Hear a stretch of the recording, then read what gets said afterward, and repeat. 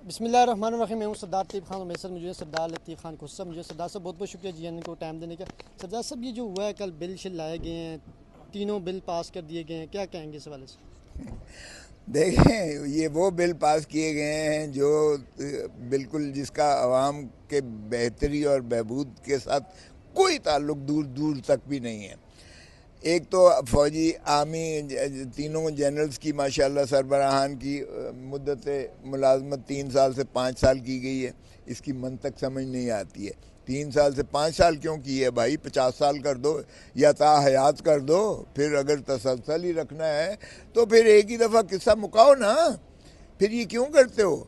और इससे जितना तबाही फ़ौज के अपने अंदर होती है, आपका अंदाज़ा है, आपकी सोच है।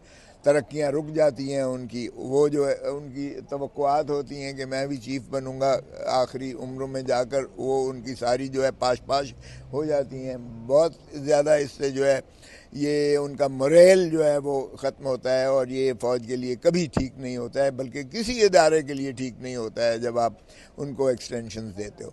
सो ये एक तो, और फिर ये एजेंडे पर भी नहीं थी और ये किसी वज़ीर को भी नहीं पता था कि ये जो है कोई इस तरह की तरमीम आ रही है इन तीनों एक्ट्स में, आर्मी एक्ट में,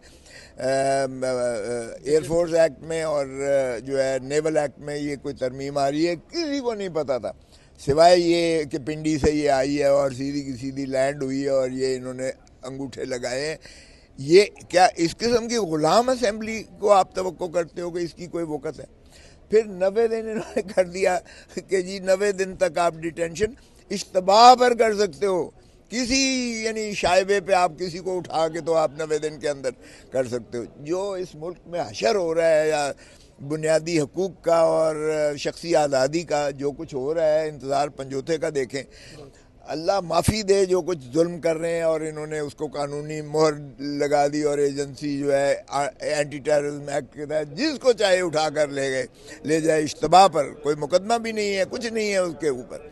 और ये एंटी टेररिज्म एक्ट आपका क्या ख्याल है? दहशतगर्दों पे लगाया जा रहा है। वो भाई ये आप पर लगाया जा रहा है, हम पर लगाया जा रहा है, सियासी मुखालफिन पे लगाया जा रहा है, वकला पर लगाया जा रहा है और ये जो है बेचारे कलमकार पे लगाया जा रहा है और ये जर्नलिस्ट पे लगाया जा रहा है एंटी टेररिज्म एक्ट। और इसी के तहत आप उठा के 90 दिन उसको अंदर रख के तो कोई पूछने वाला नहीं है। फिर आप देखें कि जो बाकी की तरह मीम इन्होंने माशाल्लाह कर दी हैं कि जी 34 जज होंगे सुप्रीम कोर्ट के।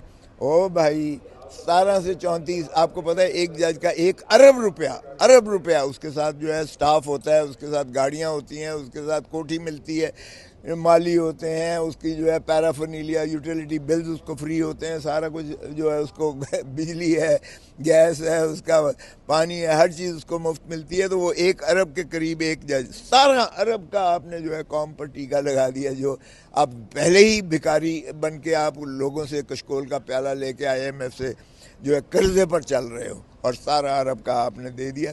और फिर उस पर तुर्रा ये है कि 3 महीने उनकी गर्मियों की छुट्टियां होती हैं, 1 महीने सर्दियों की छुट्टियां होती हैं, हफ्ता इतवार लोग वैसे छुट्टियां होती हैं और एक दिन में सिर्फ 3 घंटे काम जज करता है। 9:30 से 11 बजे तक 1.5 घंटा, 11:30 से 1 बजे तक 1.5 घंटा, ये 3 घंटा सिर्फ काम करता है 5 दिन के लिए। तो खुदा का खौफ करो भाई, आप अपना औकात कार बढ़ा दो, आप अपनी छुट्टियां कम कर दो। इंडिया की 1 अरब 40 करोड़ आबादी है और वहाँ 34 जज हैं सुप्रीम कोर्ट के।